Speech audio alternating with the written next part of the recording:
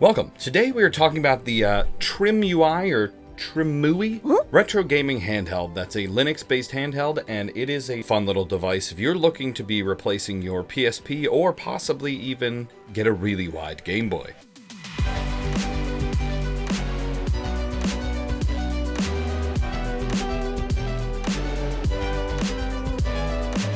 This is an interesting device because it has dual joysticks. It has little lights around those joysticks. It doesn't have a touchscreen, which I don't think you need in this. But it's got a ton of other nice stuff built into it, like the menu button that has the logo on it, the D-pad that also has the logo on it, the LED charging indicator, which is at the center, which also is the TrimUI logo, two joysticks, the start and select button, which are, for some reason, have indents of stop and play, all of the triggers on the back, and a few other ports and bobs on the side of the device that are all pretty standard. In addition to a nice 1280 by 720p screen, which is very nice. Front-firing speakers that are firing the correct way, but they do sound a bit hollow.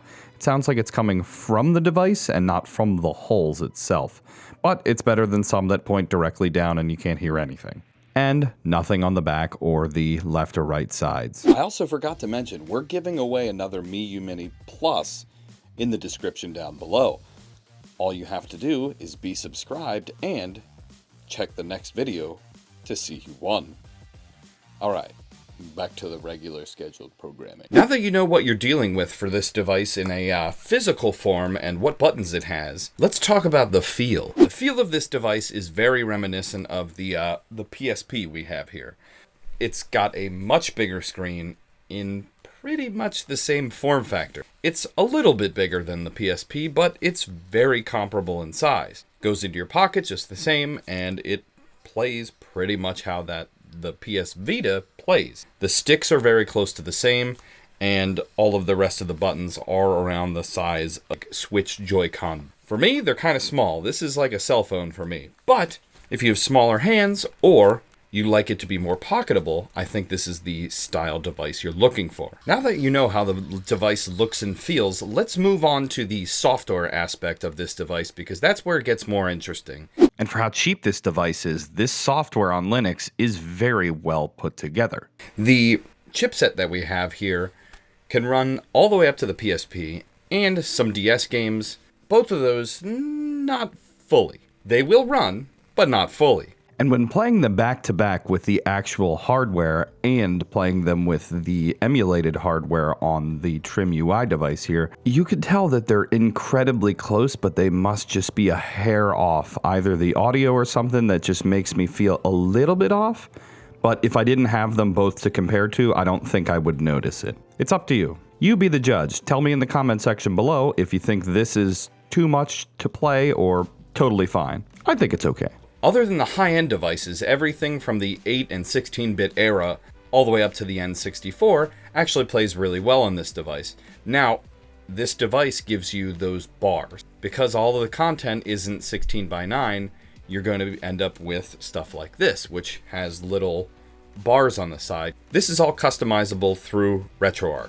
You can turn these layers on and off, and you can change it to basically whatever you want to. So if you want to get rid of the weird bars, you can get rid of the weird bars pretty easily. I personally like them.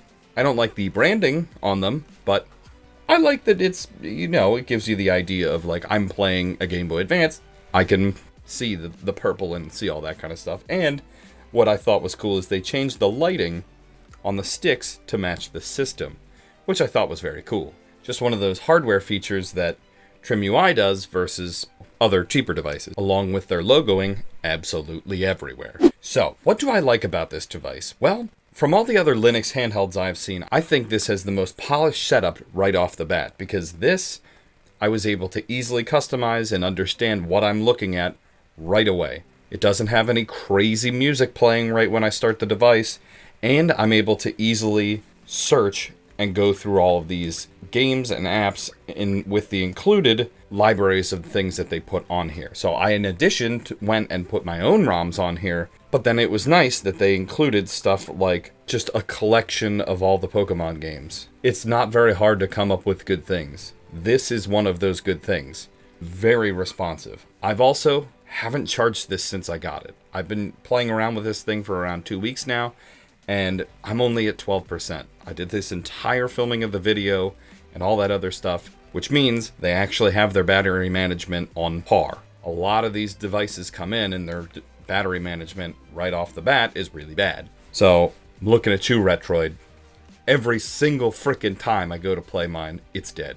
Even if it's in sleep, it's dead. I've put this to sleep, turn it back on instantly, no problem. Think about it. Those are a lot of different good things that I have to say about this device. Let's talk about the things that I don't really like.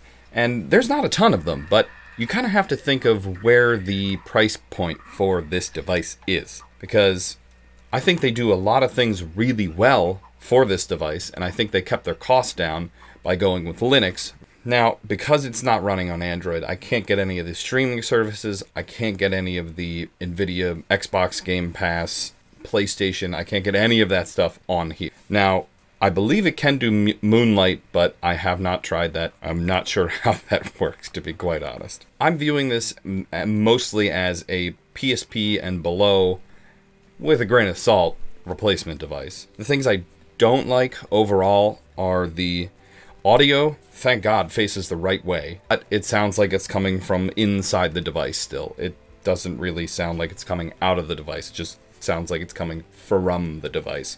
They're clear and they're loud, but it doesn't sound rich or it doesn't sound very nice, which if you're going for handheld at this cheap price point, speakers are one of the ways you have to go. You can always plug in a headphone, which isn't a bad idea when coming to something like this, because if you're playing this on the go, which most likely you are, a pair of headphones are probably going to be what you want to isolate yourself from the rest of the world anyway. Personally, I think the buttons are small. They're not unusable, but they are small, at least for me. I think the back triggers are tight, but again, usable. I just thought if this device was just a hair bigger with the buttons, it'd be a little bit nicer. But that's a personal preference thing. I know that they make handhelds for majority of the size hands, and this is kind of like a phone for me. Now that we know what we like and don't like about this device, let's move on to the price, because for this category, I think it really makes a sense to kind of put a price tag on this, which for this and for a 64 gigabyte memory card, you could pick this up for $90. Now, if you pick it up from the website that sponsored this video, not sponsored, but sent this over for me to review from Mech DIY, you can actually get the device for $80, barring shipping and handling. So, if you'd like to pick up this device for that price, $80, very affordable for this type of device. So, go in the link in the description below and check out my affiliate link. Back onto the cost. So, for $100, what are you comparing this to? Can you get a PSP with the games and whatever batteries and everything else you need for $100? Because you can also mod the PSP to play a few retro games and also get new batteries, do a shell swap, and all that other fun stuff, which I have done stuff on the channel about that. Check in the description below, or take a look at the stuff on screen. For $80, you can't really beat this thing. If you don't have any of those devices laying around, and you're looking to get something newer with all of the stuff preloaded, this is the way to go. For a 16:9 aspect ratio device, I think this is a fantastic option for that lower budget category, or for somebody who maybe wants a Christmas gift or something just in that beginner category. If you want to play specifically like 1x1 or 4x3 aspect ratio games, this is not the best for the price category. You're looking for more of a Miu Mini Plus or one of the new Anbernic Game Boy style emulators. The cool thing with this device is when you play Game Boy Advance games, which if that's what you're looking to do mostly, it actually spreads out. They do upscale the image and do some image filtering so that it actually looks pretty good. So instead of looking at just like a really tiny game on the screen that was at the original intention integer scaling, this they blow up a little. It's kind of interesting to be able to play at that big of a scale because it makes things kind of wide, and that's kind of how it looked to begin with. So I think they did a pretty good job of getting all the game system tweaked and dialed in to work how they should in this price category. So I think they've done a lot for $80, and it wouldn't be a bad pickup if you're looking to do something like that. They're doing lots of updates to this device, and the most recent one they just had was a month ago. So they're still actually developing for this back-end system, and I think that's why it's actually this good. You don't see that many off-the-shelf options actually updating their software frequently like a more expensive product. Normally, these drop shippers and manufacturers just quickly make a device, make the firmware that works, and then move on. So if you'd like to pick this one up, go in the link in the description and pick it up from Mech DIY. They did a nice job of sending this over to me, and hopefully they'll send some more. Apparently they're having a sale, and everybody likes a sale. If you like this device and you like this kind of form factor that's going on here, make sure to check out the other videos that we have on the channel here, because there's a lot of other handhelds out in the market and in different price categories. So if you're looking for something more of like a Steam Deck, or possibly even a Nintendo Switch, now that they're getting cheaper because people, they can smell that something's coming. They're starting to sell those off, and they're pretty easy to find nowadays.